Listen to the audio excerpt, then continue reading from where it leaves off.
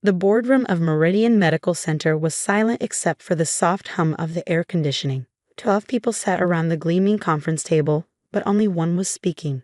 Your repeated accusations about the vascular trial have become disruptive and damaging. Dr. William Montgomery, CEO of Meridian and my father-in-law, continued.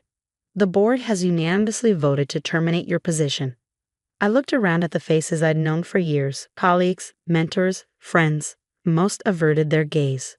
Only Dr. Elaine Chen, head of oncology, had the decency to look uncomfortable. Finally, my eyes settled on my husband, Dr. Michael Montgomery, chief of surgery and the rising star of Meridian. He stared at his perfectly manicured hands, a muscle twitching in his jaw. "Michael?" I said quietly. "Anything to add?" He cleared his throat. "Elena, you've been unstable since losing that patient last year. These allegations, they're not based in reality. Dad's offering a generous severance if you agree to counseling. My name is Dr. Elena Rivera Montgomery, and until 10 minutes ago, I was the director of clinical research at one of Philadelphia's most prestigious hospitals. My crime? Discovering that Meridian's flagship drug trial, a cardiovascular treatment called visceral, was killing patients while the hospital and its pharmaceutical partner falsified data to hide it. I'm unstable. I kept my voice level, professional. The vascular trial has a mortality rate nearly triple what's being reported. Patient 47 died from catastrophic liver failure, a known side effect you're deliberately concealing. Patient 23's cardiac event was. Enough. William slammed his hand on the table. These accusations are not only unfounded but potentially libelous. The vascular trial has passed every regulatory review. Because you're hiding the adverse events, I countered, categorizing deaths as unrelated to treatment when they clearly show the toxicity pattern. Security will escort you to clear out your office, William interrupted, nodding to his assistant who stood by the door. Your hospital credentials have already been deactivated. I stood slowly, straightening my white coat, the symbol of the oath I took to do no harm. $97 million, I said quietly. Michael looked up sharply. What? That's how much Medcore Pharmaceuticals has invested in Meridian for this trial. That's what patients' lives are worth to you. Elena, please. Michael finally stood, reaching for my arm. Don't do this. Think about our future. I pulled away. I am. As security escorted me to my office, staff members watched with wide eyes. Meridian was Philadelphia's medical crown jewel, a teaching hospital with cutting-edge research and some of the best physicians in the country. It was also the Montgomery family legacy, built by William's father and destined to be passed to Michael. I had once been proud to be part of this institution, proud to have married into the Montgomery medical dynasty. Now I felt only disgust. My office door had already been relabeled. Inside boxes waited for my personal belongings. My computer was gone, no doubt being scrubbed of any incriminating research I'd compiled. What they didn't know was that I'd been preparing for this day for months, ever since I first noticed the discrepancies in the vascular trial data. Dr. Chen appeared in the doorway, glancing nervously down the hall before slipping inside and closing the door. They're saying you had a breakdown, she whispered. That the stress of research and clinical practice was too much. Of course they are, I replied, gathering family photos from my desk. It's easier than admitting I'm right. Are you? Her voice wavered. Right, about Basira. I stopped packing and met her gaze. Elaine, you've seen patient 64's liver panels. You consulted on patient 18's case before he died, you know. She looked away. William says those were coincidences, unrelated to the treatment. And you believe that? Or are you just afraid to question it? What happens to Meridian if this gets out? She asked. What happens to all the good we do? What good is that if we're killing patients to fund it? I countered. Security knocked at the door. Dr. Rivera, your escort is waiting. As I left the hospital that had been my professional home for 8 years, I felt surprisingly calm. The deception, the corruption, the ethical compromises, they had been suffocating me for months. Being fired was, in a strange way, liberating. My phone buzzed with a text from Michael. Where are you going? We need to talk. I ignored it, driving instead to a small coffee shop across town. Dr. Nate Sharma was already waiting at a corner table, 2 cups of coffee in front of him. They finally did it, he asked as I sat down. I nodded. Nate had been my resident when I first joined Meridian. Now he worked for the FDA's Office of Scientific Investigations. Unanimous vote, I confirmed, taking a sip of coffee, my husband included. Nate winced. I'm sorry, Elena. That's rough. Not unexpected, I pulled a flash drive from my pocket and slid it across the table. This is everything. Original lab values, actual adverse event reports, internal emails about reclassifying treatment-related deaths, the statistical manipulation they're using to hide the mortality signal. Nate picked up the drive. You know they'll claim you fabricated this. That it's the work of a disgruntled ex-employee. That's why I've been making copies and documenting the verification chain for 3 months, I replied. Every piece of data has multiple sources, and I'm not the only one who knows, just the only one willing to speak up. The investigation team arrives tomorrow, Nate said. Once this is official, it's going to get ugly. The Montgomerys have powerful friends, Elena. I know, but their friends can't hide 93 patients armed by viscera, 14 of them fatally. After leaving Nate, I drove to the small apartment I quietly rented 2 weeks earlier. I'd seen enough whistleblower cases to know what was coming. Character assassination, professional isolation, and likely divorce. Michael had chosen his family legacy over medical ethics long ago. He'd just never been tested until now. My phone had 17 missed calls and dozens of texts. Most were from Michael, growing increasingly angry. One was from my mother-in-law, Eleanor. You're making a terrible mistake. William can still fix this if you reconsider. Fix this, as if the problem were my ethics, not their lack of them. I was unpacking my meager belongings when a knock came at the door. Through the peephole, I saw Michael, his hospital tie loosened, his face flushed with either anger or the 3 drinks I knew he'd have had by now. I know you're in there, Elena, he called. Your car is outside. I opened the door but blocked the entrance. How did you find me? Credit card statement, he replied, trying to peer past me into the apartment. What is this place? Are you seriously hiding out in some efficiency apartment when we have a home? We have a house bought with Montgomery money, filled with Montgomery furniture, on Montgomery land, I corrected. I needed somewhere else. This is ridiculous. Dad is furious, but he's willing to overlook this if you get help. Real help, Elena. You're not well. I studied the man I had loved for 9 years, trying to see any trace of the idealistic doctor I'd met during residency. When did you first know about viscera, Michael? When did you realize patients were dying and decide to help cover it up? His expression hardened. You're twisting things. Clinical trials have adverse events. That's why we do the trials, to find the risk-benefit balance. And when the risks include death, we're supposed to report that, not hide it, I countered. 14 people, Michael. Mothers, fathers, grandparents who trusted us. Who trusted us to pioneer treatments that will save thousands more. He exploded. This is bigger than a few adverse events, Elena. Viscera could revolutionize cardiovascular medicine. MedCorp has invested nearly $100 million in Meridian, in research that helps real patients every day. So the ends justify the means? Is that the Montgomery medical oath now? He ran a hand through his carefully styled hair. You've always been so rigid, so black and white. Medicine requires flexibility. Dad understood that when he built Meridian into what it is today. Flexibility, I repeated. Is that what we're calling fraud now? Be careful, Elena, he warned, voice dropping. You're making accusations you can't prove against people who can destroy your career with a phone call. I stepped back. Goodbye, Michael. I'll have my lawyer contact you about divorce proceedings. Divorce? He looked genuinely shocked. Over a professional disagreement? No, over the fact that you chose money and family reputation over patients' lives. That makes us fundamentally incompatible. I closed the door on his protests, leaning against it as tears finally came. Not for the marriage I was losing, that had been dying for longer than I'd admitted, but for how far the idealistic doctors we'd once been had fallen. The next morning, I watched the local news from my apartment as the FDA investigation was announced.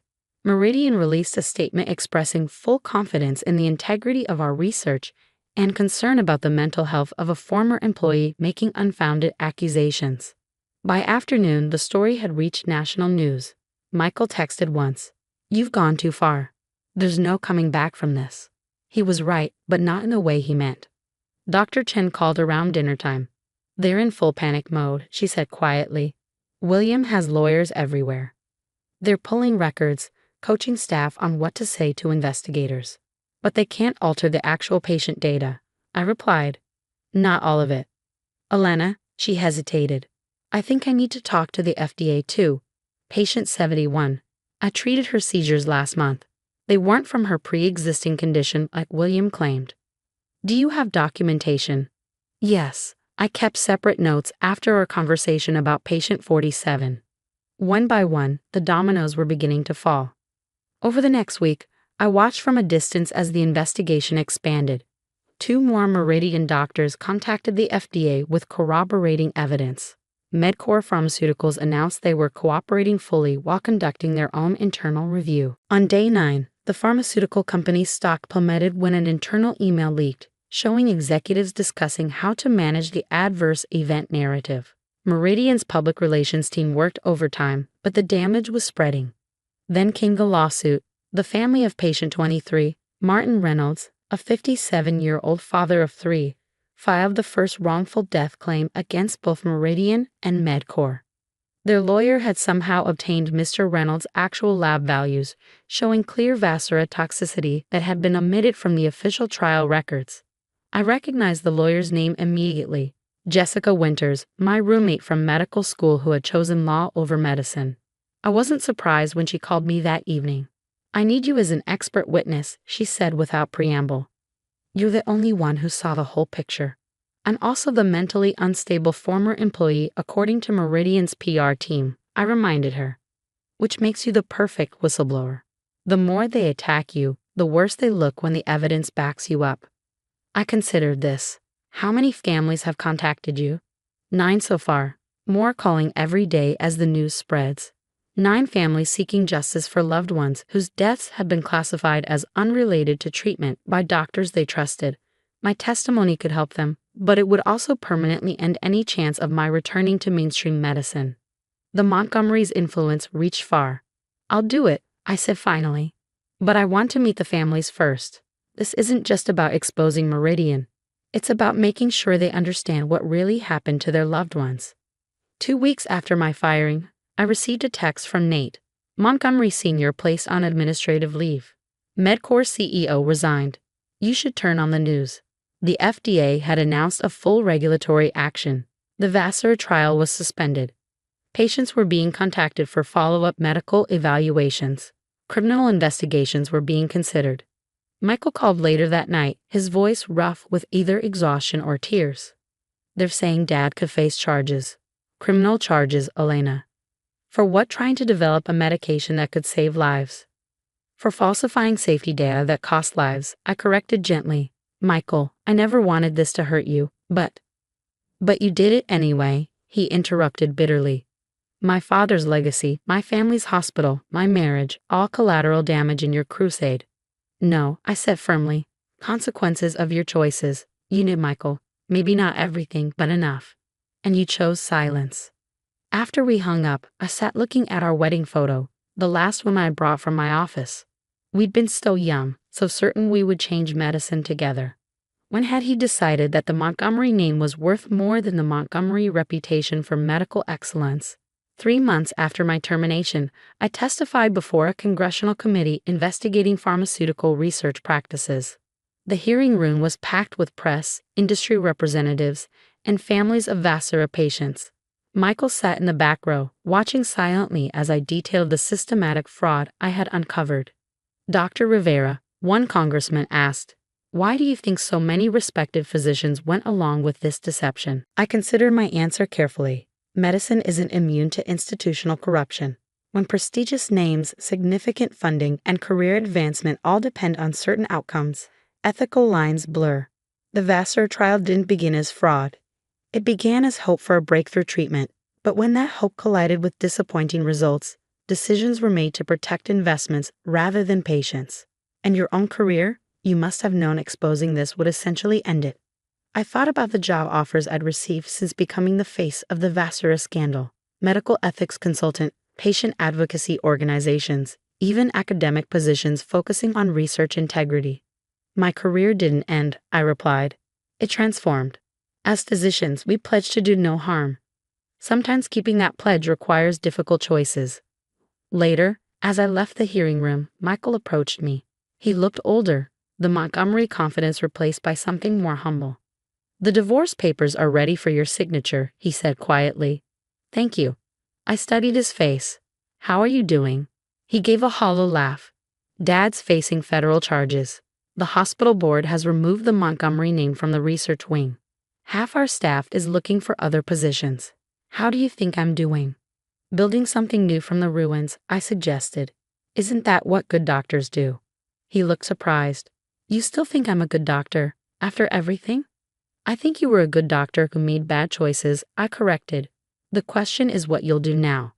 6 months later, Meridian Medical Center was under new leadership. William Montgomery had agreed to a plea deal, admitting to research fraud in exchange for a reduced sentence. MedCore Pharmaceuticals faced billions in fines and civil settlements. I was leaving my office at the National Center for Research Integrity, a newly created organization where I now served as medical director, when my assistant mentioned a visitor waiting in the lobby. Dr. Elaine Chen sat nervously, twisting her wedding ring. She stood when she saw me. "Elena, thank you for seeing me. I wasn't sure you would." Of course, I gestured to the chairs. "How are things at Meridian?"